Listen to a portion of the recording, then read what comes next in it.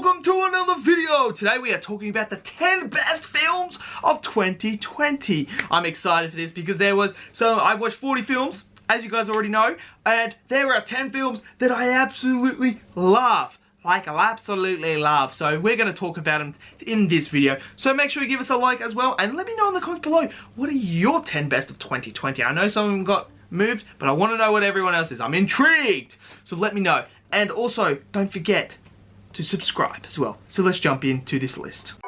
Perfect.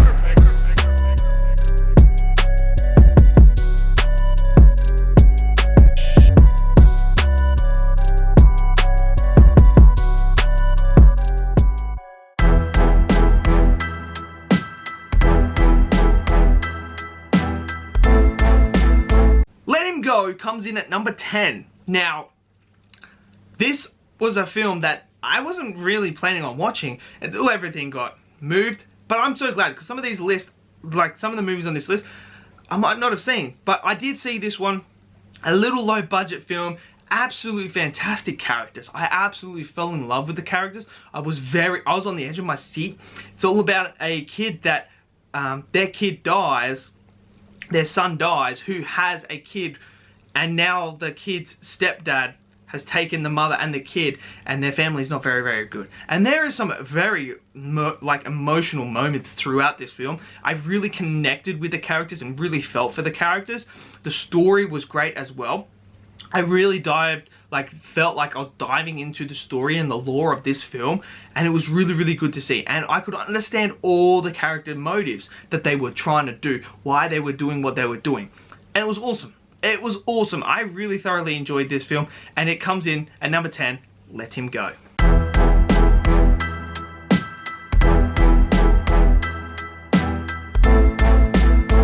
Extraction, starring Chris Hemsworth, comes in at number 9, and this film I absolutely love. The action was so freaking good.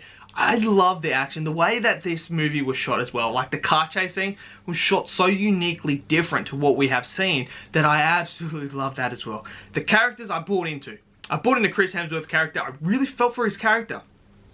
And I felt the relationship between him and the kid was absolutely really good. I love that. I love the story as well. And I just thought it was so good. I was so invested. I was so enthralled in the world, in this movie, that I thought I was there as well. And I thoroughly enjoyed this film. I thought it was phenomenal. Absolutely love it. And I mean, if they're making the prequel, I'm down to watch this. So number 9, Extraction.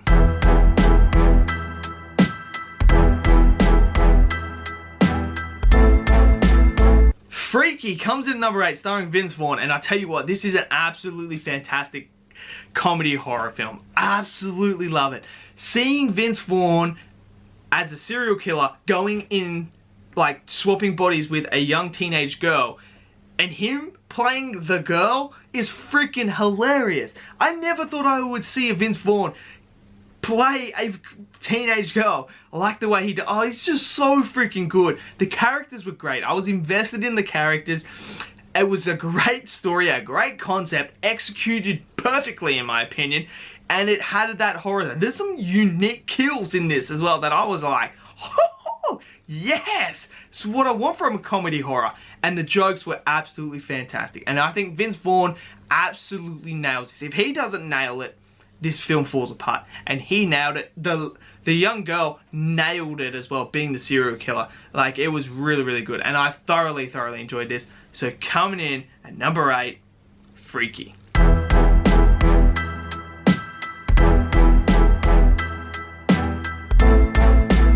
Fat Man, starring Mel Gibson, is Santa Claus, a Christmas film, basically. It's really, that's what it is, and it's my favorite Christmas film. Absolutely love this. Seeing Mel Gibson play Santa Claus and not be your traditional Santa Claus is awesome.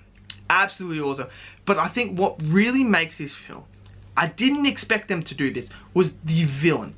They really dived into the villain and gave him a fantastic motive. They gave us a reason to understand why he's doing what he's doing, and you sort of care for him as well.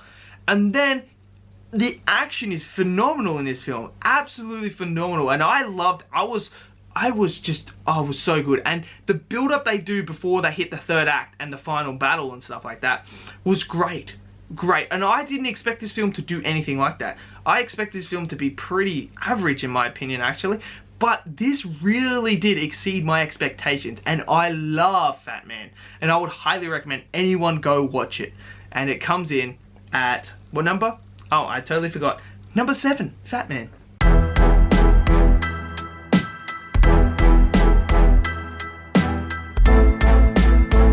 The Invisible Man starring Elizabeth Moss. Look, I really did like this film. I was on the edge of my seat. I was just this was so thrilling to watch. And I really liked the story and the concept that they came up with. And it was unique. It wasn't just your typical invisible guy.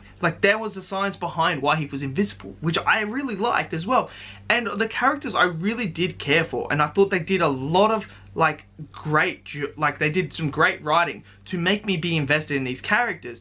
And I was really invested in the story. I do have a few issues, few scenes here and there that I thought didn't make sense and didn't work, but overall, as a story, as a film and that, I really did enjoy it. And Elizabeth Moss was absolutely outstanding in this film. So good. And yeah, I did enjoy this film, so I bought it. So yeah, The Invisible Man comes in at number 6.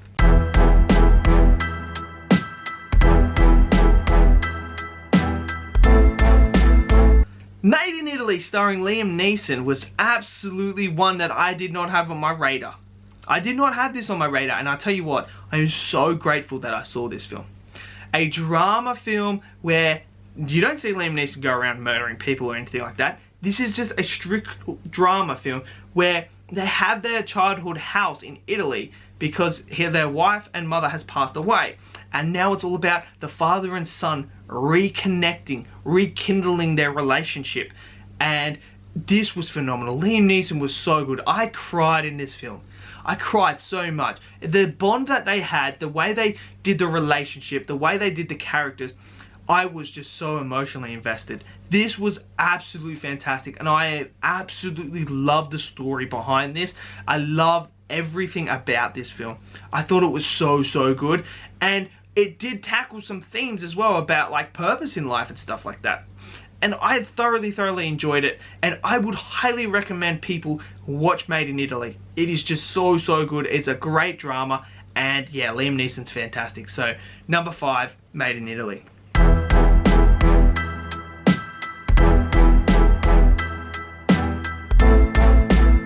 The Gentleman comes in at number 4 because why? I fucking love this film.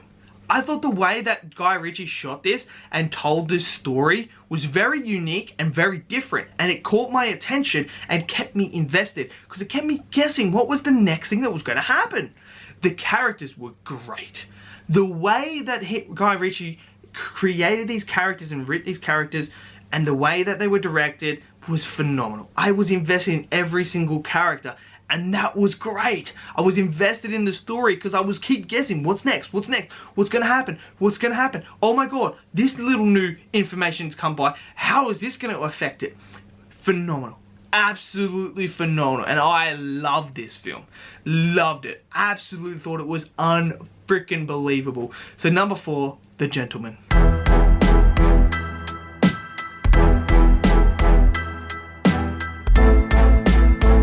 The Outpost comes in at number 3. Scott Eastwood starring, absolutely phenomenal. A war film. I am always a sucker for a war film. I love a great war film. This one was no different. Okay, I'm going to start off by saying the acting was absolutely phenomenal in this film. The characters were great.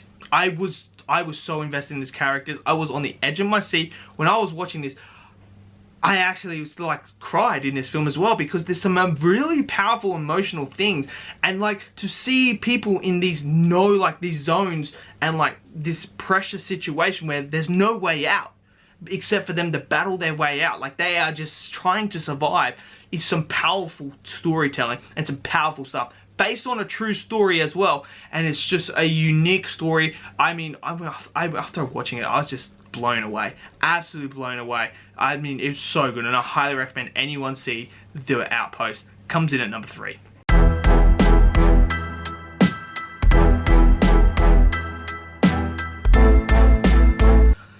Mercy comes in at number 2, a film that I think we really needed this year, and it was a great, great film. Based on a true story as well. Michael B. Jordan, absolutely fantastic. Jamie Foxx, fantastic. Brie Larson, fantastic. I love the whole story behind this. The way that it was told, the story, the actual story itself was phenomenal. I just fell in love with this film. I fell in love with all the characters. Michael B. Jordan's character was fantastic. He was absolutely outstanding. And Jamie Foxx was just so good. Back to his best. Like, I absolutely loved him as well. Brie Larson was great as well. But this did make me emotional as well. Especially the ending. The way that it was told. Like, the whole ending and that. It just lifts you. And it just makes you feel how cruel we actually were as society back in those days, and how we just convicted people just randomly because we needed someone to pin the blame on. So we just, back in those days, you just pick a black man and just pin it on him, which is so sad because that shouldn't happen. It should be whoever committed the crime, bam. And the way that it was told, how the evidence stacked up was in favor of Jamie Foxx's character to be a free man. And they still just turned a blind eye and just blamed him on it. And the way that Michael B. Jordan's character came in and took it to them and said, no, fuck you all. This man is innocent and I'm going to prove it. And it was just great. Absolutely great. And we needed a film like this. And it speaks a lot. So I highly recommend people watch this as well, Just Mercy. And it comes in at number 2 for me.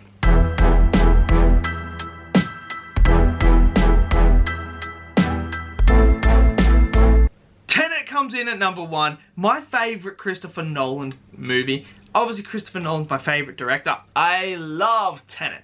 Love this. This is probably in my top 10 best films of all time. I love this film so much. I saw it 5 times in the theater. 5 times. It was so good. I mean, from the action, the characters, the score. The score is unfucking believable. The score is unbelievable. The characters are great. The story is great. And what I love the most about this is it's so Nolan-esque. It keeps me entertained because I'm asking myself questions constantly, trying to work out what is happening. I love when a movie does that. It tests my intelligence. It tests my focus. And Tenet does that. And it makes me just like, I'm sitting there, I'm like, whoa, okay, so this is happening. This is...